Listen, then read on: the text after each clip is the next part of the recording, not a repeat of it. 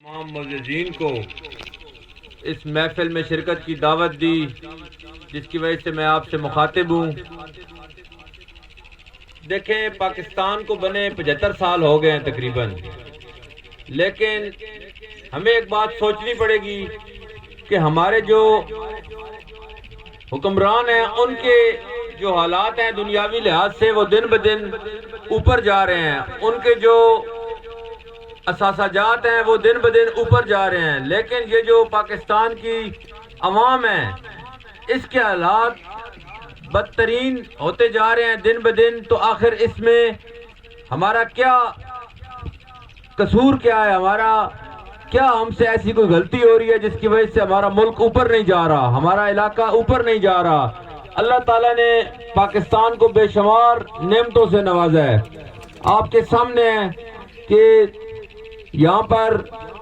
سیر و سیاحت کے حوالے سے بھی ایسی شاندار اور دلکش جگہ ہیں جن کی دنیا میں مثال نہیں ملتی۔ اسی طرح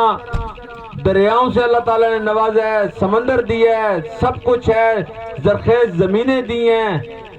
اور سب سے بڑھ کر ایک نوجوانوں کی دلیر تعداد دی ہے۔ لیکن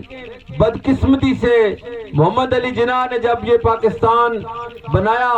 تو ایک آزاد ریاست کے نام پہ بنا تھا، ایک آزاد پاکستان بنا تھا، لیکن بدقسمتی سے چند جو اس وقت کے میر صادق اور میر جعفر تھے انہوں نے اس پوری قوم کو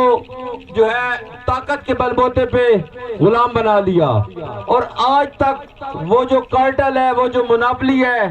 آپ کے سامنے ہے کہ وہ پوری طرح ٹوٹ نہیں سکی۔ آج تک ہم اس محکومیت کی زندگی گزار رہے ہیں جس کا خمیازہ ہم جو ہے بے روزگاری کی شکل میں بھگت رہے ہیں، مہنگائی کی شکل میں بھگت رہے ہیں، اپنی جو عزت نفس ہے اس کی تذلیل کی شکل میں بھگت رہے ہیں، اور سب سے بڑھ کر جو ہماری آنے والی نسلیں ہیں ان کا مستقبل تاریک ہے۔ آپ آج دیکھ لیں، ایجوکیشن سسٹم پاکستان میں دیکھ لیں، یہ جو ہمارے حکمران ہیں ان کے بچے تو سارے باہر پڑھ رہے ہیں، ان کے تو یہاں نہ پہ تعلیم ہے، نہ یہاں پہ ان کی خوشیاں غمیاں ہیں، نہ یہاں پہ ان کا علاج ہے۔ یہ صرف اور صرف پاکستان میں حکومت کرنے کے لیے آتے ہیں، لیکن حضرت علی کا قول ہے کہ کفر کا نظام چل سکتا ہے، ظلم کا نظام نہیں چل سکتا۔ تو اللہ تعالیٰ نے عمران خان کی صورت میں اس پاکستانی قوم کو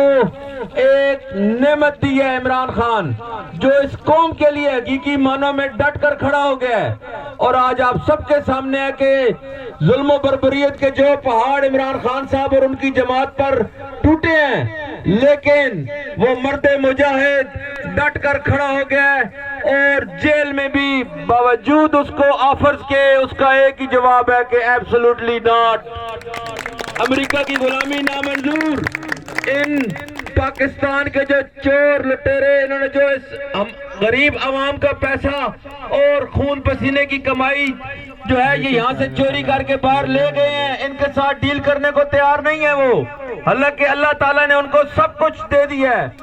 عزت، شہرت، دولت، سب کچھ ان کے پاس ہے۔ پاکستان کی سب سے بڑی سیاسی جماعت کے سربراہ ہیں وہ۔ بڑا آسان تھا ان کے لیے بھی کہ نواز شریف کی طرح وہ بھی کہتے کہ میری طبیعت خراب ہے اور انگلینڈ اپنے بچوں کے پاس چلے جاتے یا کسی اور ملک میں رہ لیتے، لیکن انہوں نے اپنے نوجوانوں پہ فخر کرتے ہوئے بتا دیا ہے واضح پیغام کہ موت کو ترجیح دوں گا، انشاءاللہ اپنی قوم سے بے وفائی نہیں کروں گا۔ اہلیان بلکسر، الیکشن ہوتے رہے ہیں اور ہوتے رہیں گے، لیکن یاد رکھیں یہ الیکشن نہیں ہے، یہ جہاد ہے انشاءاللہ، یہ جہاد ہے ان چوروں اور کرپٹ لوگوں کے خلاف جو عوام کو بھیڑ بکریاں سمجھ کر اپنے مفادات حاصل کرتے ہیں، اور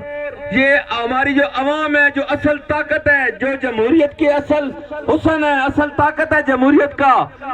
اس کے حالات دن بدن بدترین ہوتے جا رہے ہیں۔ لیکن میں آپ کو یہ بھی بتانا چاہتا ہوں کہ اگر ہم نے اب ہوش کے ناخن نہ لیے اور ان ڈاکوؤں کو صاف صاف جواب نہ دیا یا کسی کے زیر اثر آ کے دوبارہ ووٹ دیا، اپنے ضمیر کا فیصلہ جو ہے وہ نہ کیا، تو پھر ہم کسی پہ بھی گلہ نہیں کر سکتے کہ ہمارے ہاں اتنے महंगाई के पहाड़ क्यों हैं, नौजवान बेरोजगार क्यों हैं, पाकिस्तान के जो अस्पताल हैं वहाँ पे इलाज क्यों नहीं सही, पाकिस्तान के जो तालीमी इदारे हैं उनमें तालीम क्यों नहीं सही, क्योंकि हम खुद जिम्मेदार हैं, हम कोई दहशतगर्द तो नहीं है। मैं यहाँ पे खुशामदीद करता हूँ हाजी रियाज अमान साहब को और भाई अब्दुल मनान साहब को।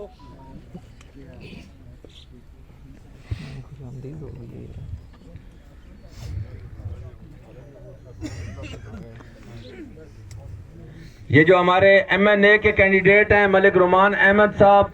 उनकी तरफ से उनकी नुमाइंदगी करते हुए यहाँ आपके पास तशरीफ लाए हैं। तो मैं बात कर रहा था कि फिर उस तमाम अपने हालात के जो जिम्मेदार हैं वो हम खुद हैं।